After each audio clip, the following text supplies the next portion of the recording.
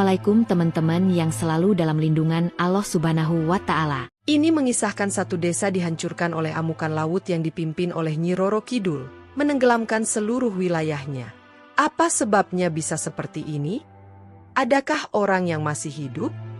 Langsung aja kita ke kisah lengkapnya yang penuh makna dan membuat kita merinding penuh haru. Desa Sindangsari adalah desa kecil yang terletak di tepian pantai selatan Jawa. Desa ini dikenal sebagai desa nelayan yang damai dan subur. Penduduknya hidup sederhana, memanfaatkan hasil laut dan sawah yang membentang di sepanjang perbukitan. Namun, di balik keindahannya, tersembunyi sebuah rahasia gelap yang kelak akan membawa bencana besar. Beberapa dekade silam, leluhur desa ini membuat perjanjian dengan Nyi Roro Kidul, penguasa Laut Selatan. Perjanjian tersebut adalah janji kesetiaan untuk menjaga harmoni alam dan menjaga nilai-nilai luhur. Sebagai balasannya, Nyi Roro Kidul menjamin kelimpahan hasil laut dan kesejahteraan bagi warga desa. Namun, perjanjian itu tidak pernah dicatat atau diceritakan kepada generasi selanjutnya. Ketika waktu berlalu, penduduk mulai melupakan warisan tersebut. Penduduk desa kini lebih fokus pada kemajuan materi. Mereka membangun tambak-tambak besar di tepi laut, merusak ekosistem pantai demi keuntungan jangka pendek. Tak hanya itu, perilaku penduduk mulai berubah. Ketamakan menguasai hati mereka. Ritual adat yang dulu rutin dilakukan untuk menghormati laut mulai ditinggalkan, dianggap kuno dan tidak relevan. Sifat gotong royong yang dulu mengakar pun mulai luntur, digantikan oleh persaingan yang tak sehat. Pada suatu malam, seorang pemuda bernama Fauzan, yang dikenal sebagai pemimpin pemuda desa, mengalami mimpi aneh. Dalam mimpinya, ia melihat sosok wanita berpakaian hijau dengan wajah yang sangat cantik namun penuh wibawa. Wanita itu berdiri di tepi pantai dengan ombak besar menghantam karang. Ia berkata, "Desamu telah melupakan janji leluhurmu. Jika ini terus berlanjut, aku akan mengambil kembali apa yang menjadi milikku." Ketika Fauzan terbangun, ia merasa takut sekaligus bingung. Ia mencoba mengabaikan mimpi itu, menganggapnya hanya bunga tidur. Namun, keesokan harinya, keanehan mulai terjadi di desa. Air laut yang biasanya jernih berubah menjadi keruh dan memancarkan bau busuk. Hasil tangkapan nelayan menurun drastis, dan beberapa warga mulai melaporkan adanya suara tangisan di malam hari, berasal dari arah pantai. Fauzan akhirnya memutuskan untuk menemui sesepuh desa, seorang lelaki tua bernama Ki Samijan. Ki Samijan adalah satu-satunya orang yang masih memegang tradisi lama. Ketika Fauzan menceritakan mimpinya, wajah Ki Samijan berubah pucat. Ia segera mengeluarkan kitab tua yang berisi catatan perjanjian dengan Nyi Roro Kidul. Dengan suara bergetar, Ki Samijan berkata, "Ini bukan sekadar mimpi, Fauzan. Itu adalah peringatan terakhir. Jika desa ini tidak segera berubah, kita semua akan binasa." Ki Samijan meminta Fauzan untuk mengumpulkan seluruh penduduk desa di balai desa malam itu juga. Ketika malam tiba, Ki Samijan berdiri di hadapan warga dan menjelaskan perjanjian leluhur mereka dengan Nyi Roro Kidul. Namun, sebagian besar warga tidak mempercayainya. Beberapa bahkan menertawakannya. "Mana mungkin itu benar? Ini hanya tahayul," seru salah satu warga yang bernama Pak Surya, seorang pengusaha tambak kaya raya. Hari-hari berikutnya, kejadian aneh semakin sering terjadi. Air sumur di desa mulai berubah asin. Tanaman di sawah layu tanpa sebab, dan badai kecil melanda pantai setiap malam. Namun, warga tetap keras kepala. Mereka memilih mengabaikan semua tanda itu. Bahkan, beberapa warga yang dipimpin oleh Pak Surya memutuskan untuk menambah tambak-tambak baru, mengorbankan sisa hutan mangrove di pinggir pantai.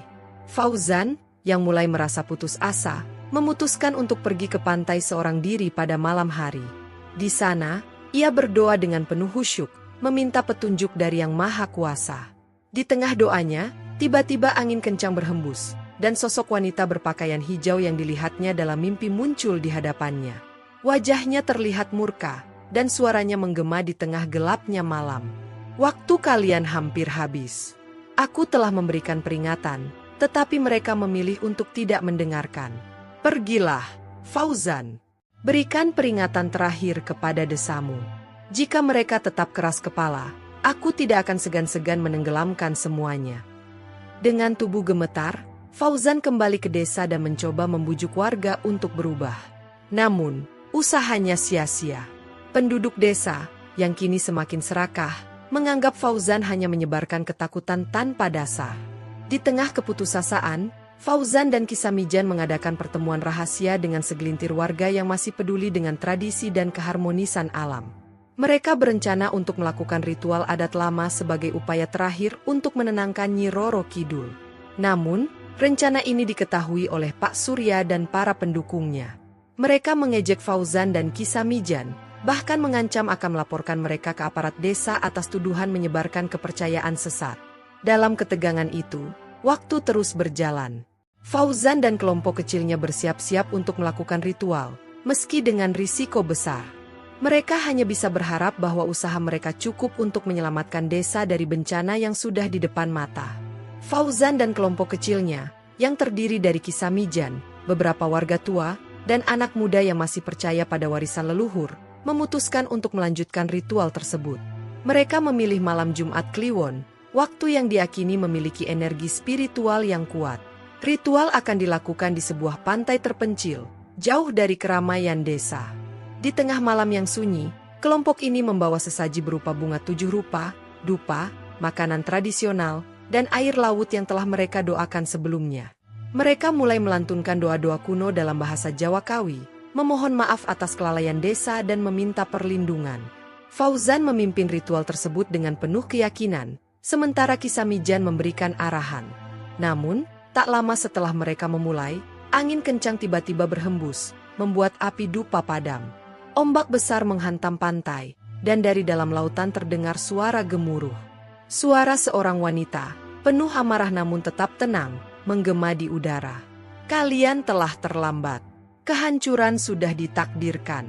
Tidak ada yang bisa menghentikannya sekarang. Sebelum ritual selesai, kelompok Pak Surya tiba-tiba datang. Mereka membawa obor dan berteriak, "Hentikan ritual bodoh ini.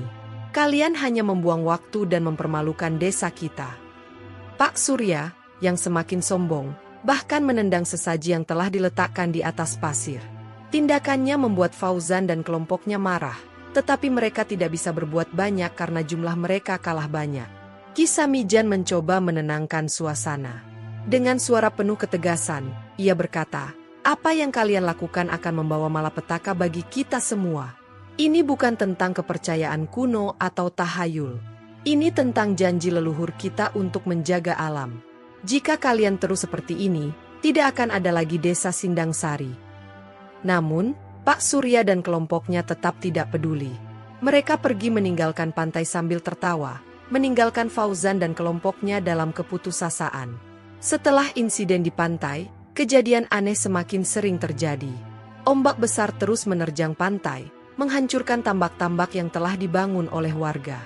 Hujan deras turun hampir setiap malam, menyebabkan banjir di beberapa bagian desa. Penduduk mulai merasa takut, tetapi mereka masih tidak mau mengakui kesalahan mereka. Di sisi lain, Fauzan dan kelompoknya terus berdoa dan melakukan ritual kecil di rumah masing-masing. Mereka berharap bahwa usaha mereka, sekecil apapun, bisa meredakan amarah Nyi Roro Kidul. Namun, setiap malam, Fauzan terus bermimpi buruk. Dalam mimpinya, ia melihat seluruh desa tenggelam dalam gelombang besar, sementara suara tangisan dan jeritan penduduk menggema di udara. Pak Surya, yang merasa bahwa tambak-tambaknya hancur karena fenomena alam biasa, memutuskan untuk melawan keadaan. Ia mengumpulkan dana dari warga yang masih setia padanya untuk membangun tanggul besar di sepanjang pantai. Ia percaya bahwa teknologi modern bisa melindungi desa dari bencana.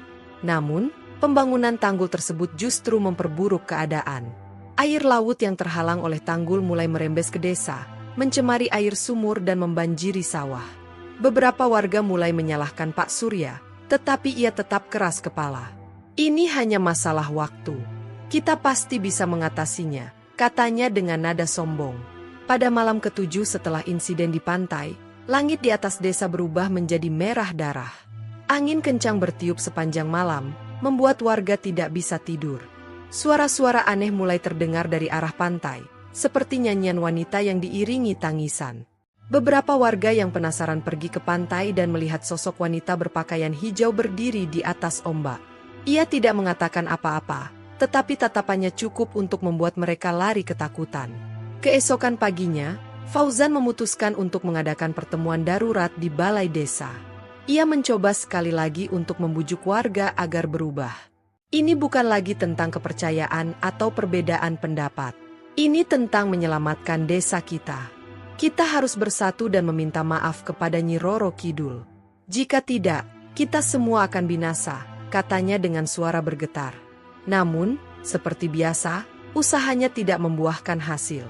Pak Surya dan para pendukungnya tetap tidak percaya. Bahkan, mereka mulai menyebarkan isu bahwa Fauzan dan Kisamijan hanya ingin mengambil alih kekuasaan di desa dengan memanfaatkan ketakutan warga. Malam itu, Fauzan kembali bermimpi. Kali ini, mimpinya jauh lebih jelas dan menakutkan. Ia melihat Nyi Roro Kidul duduk di atas singgasana emas, dikelilingi oleh para pengikutnya. Dengan suara dingin, ia berkata, "Waktumu sudah habis, Fauzan. Aku telah memberikan peringatan berkali-kali, tetapi desamu memilih untuk mengabaikannya. Bersiaplah untuk menghadapi akibatnya." Ketika Fauzan terbangun, ia langsung menemui Kisamijan. "Ki, apa yang harus kita lakukan? Aku merasa sudah tidak ada harapan lagi," katanya dengan suara penuh keputusasaan. Namun, Kisamijan hanya menggelengkan kepala. "Yang bisa kita lakukan sekarang hanyalah berdoa dan pasrah kepada Yang Maha Kuasa. Kita telah melakukan yang terbaik." Di luar rumah Kisamijan, suara angin mulai terdengar semakin kencang. Ombak besar terlihat dari kejauhan, mendekati desa dengan cepat. Fauzan menyadari bahwa waktu mereka hampir habis. Malam itu, desa Sindangsari diliputi suasana mencekam. Angin bertiup semakin kencang, menghempas atap-atap rumah warga. Ombak besar terlihat dari kejauhan, semakin mendekat ke desa. Fauzan dan kelompok kecilnya, yang tetap teguh menjaga tradisi, berkumpul di rumah Kisamijan. Mereka melanjutkan doa dan memohon ampun kepada Yang Maha Kuasa, berharap keajaiban masih mungkin terjadi. Namun, di sisi lain desa, Pak Surya dan para pendukungnya tetap bersikeras bahwa ini hanyalah badai biasa.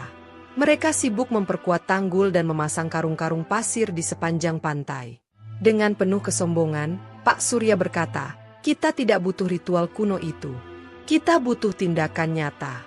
Jangan takut, desa ini tidak akan tenggelam selama aku di sini." Menjelang tengah malam, langit desa berubah menjadi lebih gelap dari biasanya. Petir menyambar di kejauhan, menyinari siluet sosok wanita berpakaian hijau yang berdiri di atas ombak. Suara tangisan terdengar semakin jelas, membuat bulu kuduk warga yang mendengarnya berdiri.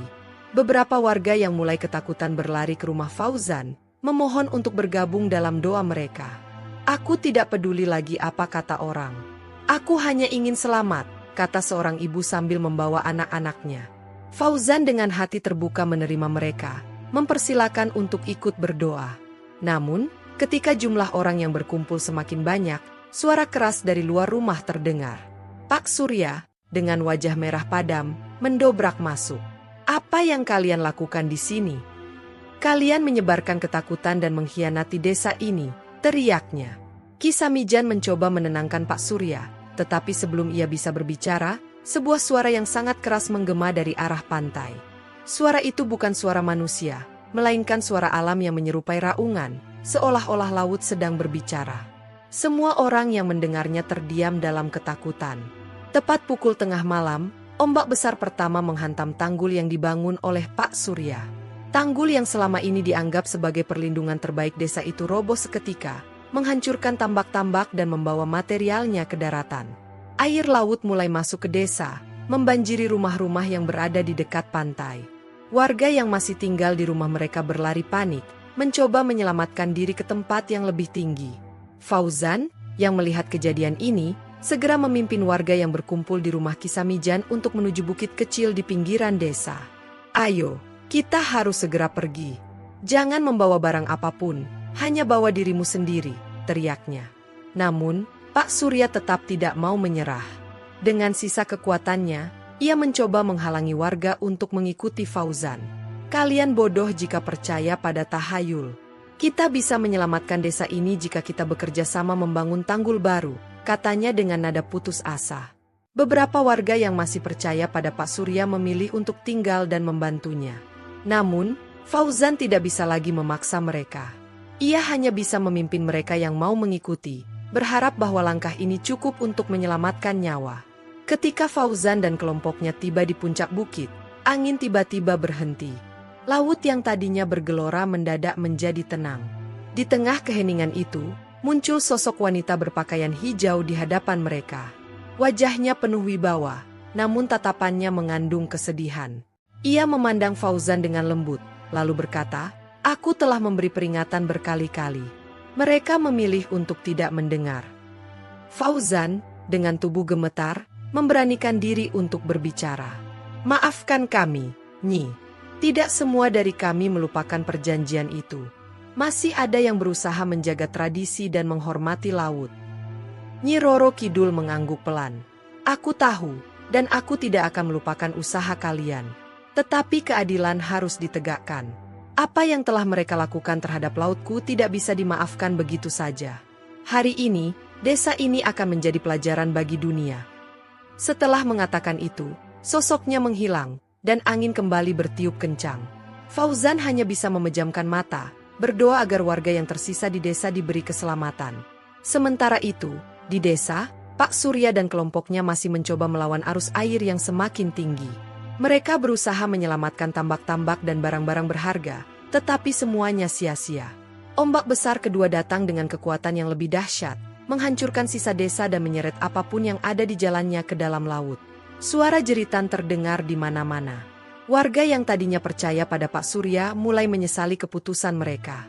Namun, semuanya sudah terlambat. Dalam hitungan menit, desa Sindangsari yang dulu indah dan damai tenggelam di bawah air laut.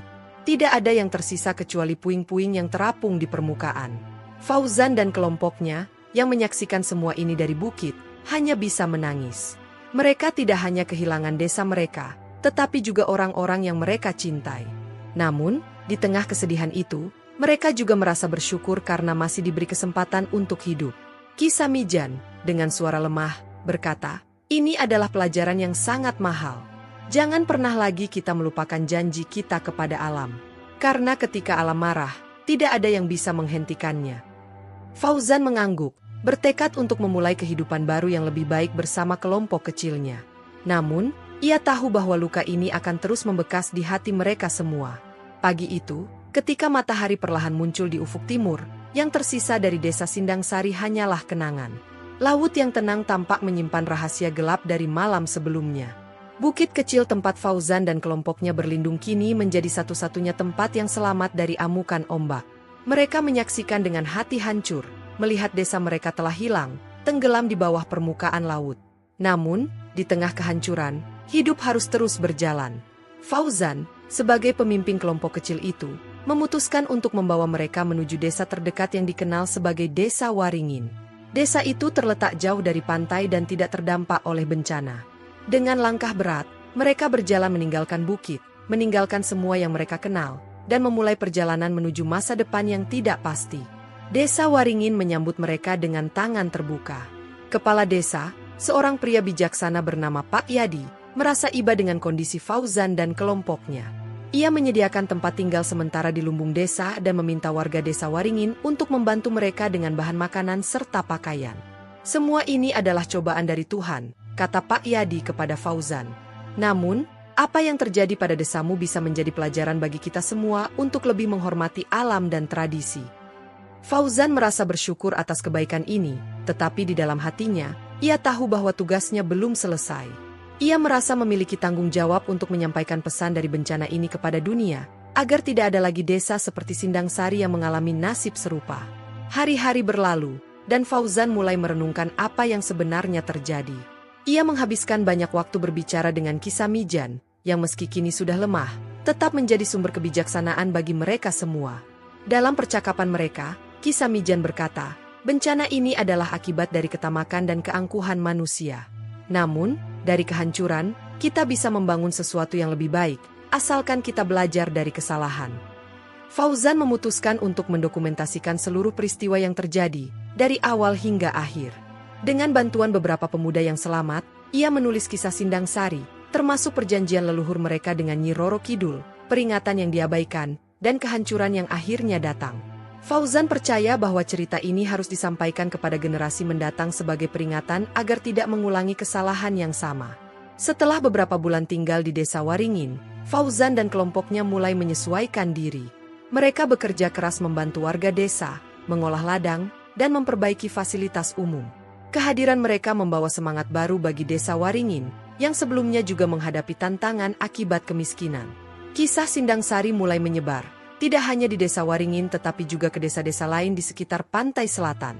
Fauzan, yang kini menjadi simbol kebangkitan dan perjuangan, diundang untuk berbicara di berbagai tempat. Ia berbagi pengalaman dan pesan penting, jangan pernah mengabaikan alam. Kita bukan penguasa, tetapi penjaga.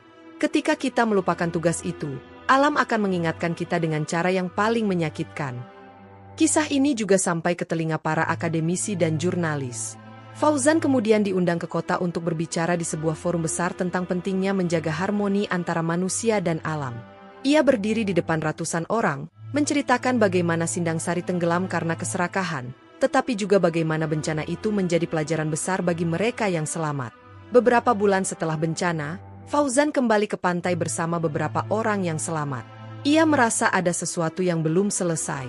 Di sana, di tepi laut yang kini tenang, ia memejamkan mata dan berdoa, memohon petunjuk. Tiba-tiba, angin lembut berhembus, dan Fauzan merasa kehadiran yang tidak terlihat. Dalam hati, ia mendengar suara yang sangat lembut, suara Nyi Roro Kidul. Kehancuran adalah awal dari kebangkitan. Ingatlah pelajaran ini, dan sebarkan kepada dunia. Aku tidak marah kepada mereka yang mengingatku, tetapi aku tidak akan memaafkan mereka yang merusak keseimbangan. Fauzan membuka matanya dan merasa damai. Ia mengerti bahwa meskipun bencana telah merenggut desanya, ia diberi kesempatan untuk membawa perubahan. Ia kembali ke desa Waringin dengan semangat baru, bertekad untuk menjadi pengingat bagi semua orang. Setahun setelah bencana, kelompok kecil yang selamat dari Sindang Sari berhasil membangun kehidupan baru di desa Waringin. Mereka hidup dengan nilai-nilai baru, menghormati alam, menjaga tradisi, dan berbagi dengan sesama. Fauzan kini dikenal sebagai pemimpin muda yang bijaksana, sementara kisah Sindang Sari menjadi inspirasi bagi banyak orang. Kisah ini menjadi pengingat abadi bahwa alam harus dihormati, bukan dieksploitasi. Desa Sindang Sari mungkin telah tenggelam, tetapi pelajarannya akan terus hidup dalam hati mereka yang mendengarkan. Fauzan dan para penyintas tahu bahwa mereka tidak bisa mengembalikan apa yang telah hilang, tetapi mereka bisa memastikan bahwa apa yang terjadi tidak akan terulang. Kisah ini berakhir dengan catatan penuh harapan, menunjukkan bahwa dari kehancuran, manusia bisa bangkit dan membangun kehidupan yang lebih baik, asalkan mereka belajar menghormati alam dan menjalani hidup dengan penuh kesadaran. Terima kasih teman-teman yang sudah mendengarkan kisah ini sampai selesai. Saya harap teman-teman semua menyukainya, dan apabila ingin mendengar lebih banyak kisah-kisah menarik, jangan lupa untuk like, komen, dan subscribe. Dukung terus channel ini agar kami bisa terus menghadirkan konten yang bermanfaat dan inspiratif.